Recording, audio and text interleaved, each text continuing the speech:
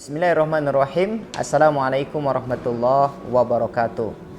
Alhamdulillahirabbil alamin wal aqibatu lil muttaqin wala udwana illa 'alal zalimin.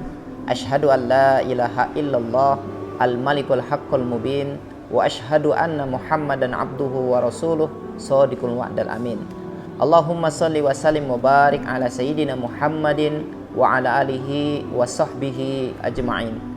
Kaum muslimin yang dimuliakan oleh Allah Subhanahu wa taala, alhamdulillah pada kesempatan yang berbahagia ini saya bisa menyapa Anda semuanya.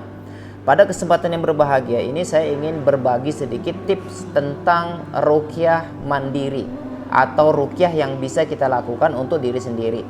Ruqyah ini untuk apa? Ruqyah itu adalah pengobatan yang diajarkan oleh Rasulullah SAW, diajarkan oleh para sahabat dan dilakukan oleh para ulama, khususnya untuk menangani kasus-kasus orang-orang yang terkena penyakit ruhani atau biasa disebut penyakit gaib, gangguan jin, sihir ataupun ain dan lain sebagainya. Tapi sebenarnya ruqyah syariah ini bisa juga dipergunakan atau dibuat untuk orang-orang yang terkena penyakit gangguan fisik. Karena para ulama mengatakan bahwa Al-Quran itu bukan hanya obat untuk penyakit gaib atau gangguan jin sihir, tapi Al-Quran itu dapat menyembuhkan penyakit fisik juga. Sebagaimana dahulu para sahabat itu menggunakan ayat-ayat Al-Quran yang dibacakan kepada orang-orang yang sakit dan sakitnya adalah sakit fisik, itu bisa sembuh dengan izin Allah Subhanahu wa taala. Sebagaimana yang terjadi kasusnya di zamannya Rasulullah SAW, terjadi pada seorang sahabat namanya Abu Sa'id Al-Khudri. Abu Sa'id Al-Khudri ini ketika melakukan perjalanan safar, kemudian beliau berkunjung di satu kampung yang ternyata ketua kampungnya itu digigit binatang berbisa. Kita ketahui bahwa gigitan binatang berbisa ini jelas ini adalah penyakit medis atau penyakit fisik, adanya gigitan binatang berbisa. Namun kemudian Abu Sa'id Al-Khudri membacakan surat Al-Fatihah, kemudian sedikit meludahi bekas gigitannya, kemudian dengan izin Allah Subhanahu wa taala Allah berikan kesembuhan kepada ketua kampung tersebut, sehingga kemudian saking senangnya dia memberikan hadiah 40 ekor kambing kepada Abu Sa'id Al-Khudri. Ketika ditanyakan kepada Rasulullah SAW tentang kisah tersebut, maka Rasulullah SAW mengatakan, makan kambing itu adalah upaya yang halal dan berikan kepada saya satu bagian.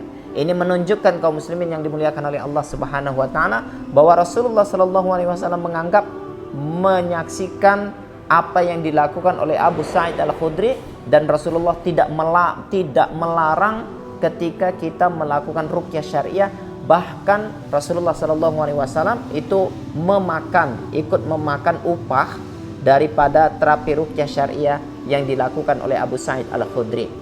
Kaum muslimin yang dimuliakan oleh Allah Subhanahu wa taala, sebelum saya mengajarkan beberapa tips ruqyah mandiri, ya, ruqyah mandiri itu ada banyak. Salah satu ruqyah mandiri yang kita bisa lakukan di rumah dengan cara yang mudah, ya, kita bisa lakukan sendiri adalah dengan mengonsumsi herbal dan wangi-wangian. Nanti insya Allah akan saya ajarkan bagaimana cara menggunakannya.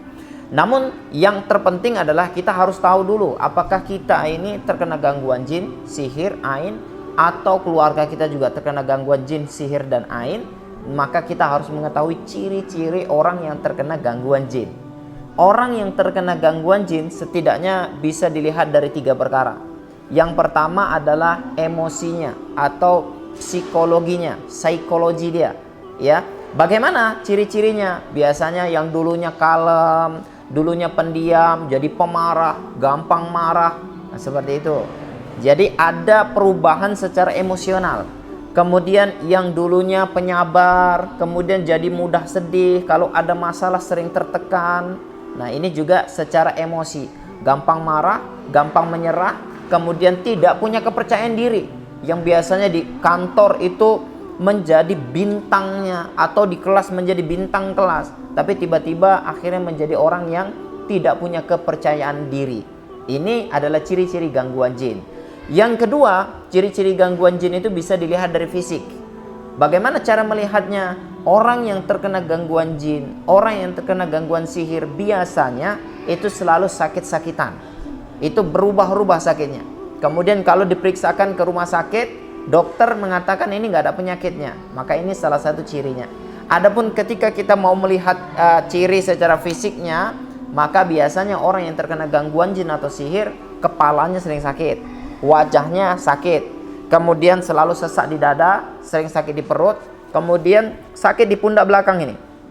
Kemudian kalau bagi wanita sering sakit di rahim. Kalau sakit itu adalah sakit yang memang lain dan kita tidak tahan dengan sakit tersebut, kemudian kalau diminumkan obat dan tidak sembuh, maka itu adalah indikasi bahwa sakit yang kita rasakan itu adalah akibat gangguan jin ataupun sihir. Apalagi kalau sakitnya ada waktunya. Biasanya kalau sihir atau gangguan jin, biasanya datang sakitnya itu setelah asar menjelang malam atau sampai malam.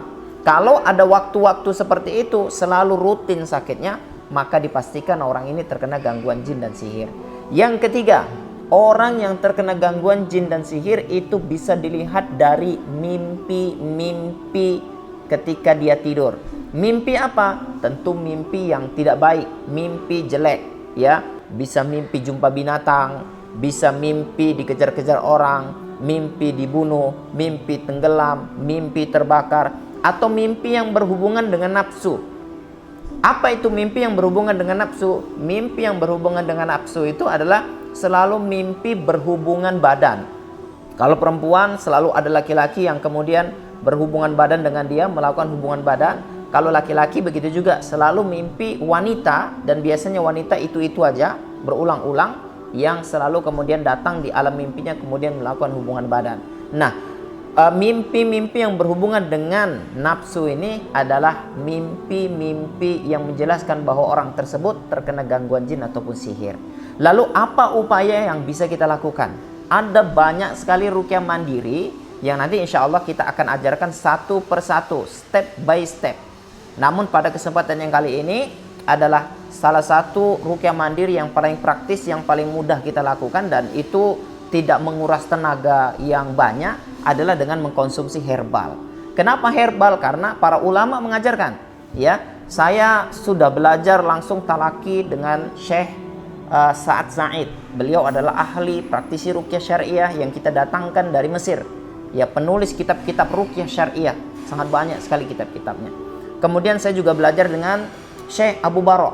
Ya, Syekh Abu Bara kita datangkan dari Yordania. Beliau juga pakar ruqyah syariah, punya tulisan paling ensiklopedi terbesar di dunia.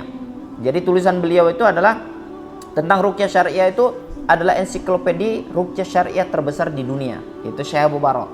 Kemudian saya juga belajar langsung bersama seorang syekh di Indonesia, Syekh Ahmad Al-Misri. Tentu kita kenal semua karena selalu keluar di TV One.